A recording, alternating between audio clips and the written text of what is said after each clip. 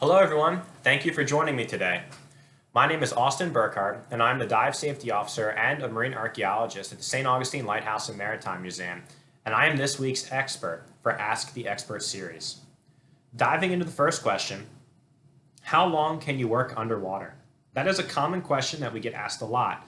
There are many factors that contribute to how long we stay underwater while scuba diving.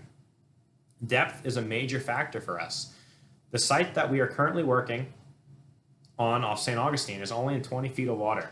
A good scientific dive for one of my seasoned marine archaeologists on an aluminum 80 scuba cylinder is a little over an hour. I say seasoned due to the fact that diving, let alone scientific diving, off of St. Augustine is extremely difficult due to poor visibility, strong currents, and surge. A good day of visibility for us is being able to see your hand in front of your mask. A good exercise I like to explain for people to do is for everyone just to simply close your eyes. And that's essentially what visibility is like most days off of St. Augustine. How many shipwrecks are off the coast of St. Augustine for the next question? There are hundreds of documented shipwrecks off of St. Augustine. We know this through historical documents such as wreck reports, newspaper articles, Port Authority records, and there's many other sources as well. There are also many shipwrecks that went undocumented and are lost record-wise and waiting to be discovered by archaeologists. The St. Augustine Inlet is the perfect location historically for shipwrecks to occur, as it has been a natural ship trap. The St. Augustine Inlet has been consistently changing locations throughout time and has been surrounded by shifting sandbars. The combination of a major port destination with a dynamic environment is always a recipe for shipwrecks to occur. The next question, how do we find shipwreck sites? Well, we find shipwreck sites using a combination of different methods.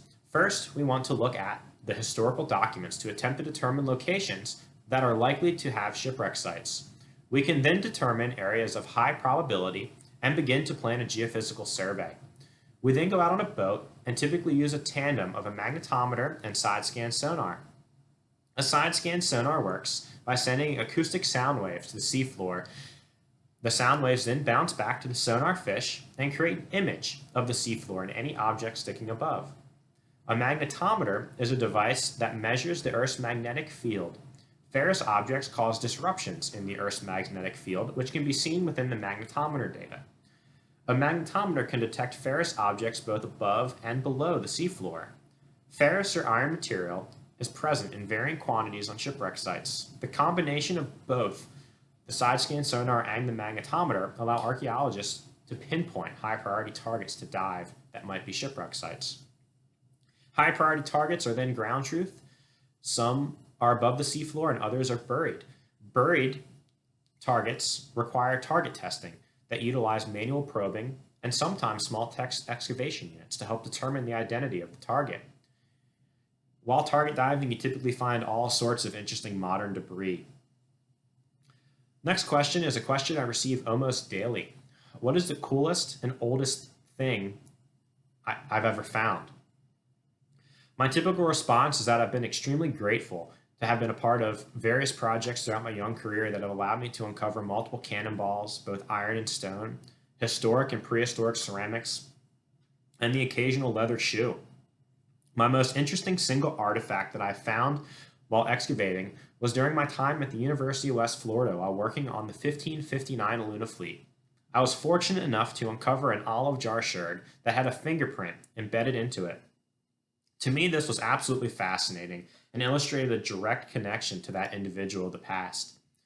While working on the same project, I was also fortunate enough as a graduate supervisor to be on the founding dive of the third Luna vessel in 2016, along with 2 undergraduate students. That experience of being the first individuals to uncover such a monumental shipwreck was by far the most amazing dive to date for me. Next question, what possibly could a dive safety officer and marine archaeologist be doing while working from home? Well, since the temporary closure of the lighthouse, I have been extremely busy writing archaeological reports, creating research proposals for future grants, and have been actively involved in digital public interpretation discussions. One project I've been working intimately on is going through old geophysical data, reanalyzing and reprioritizing targets that look promising to be shipwreck sites.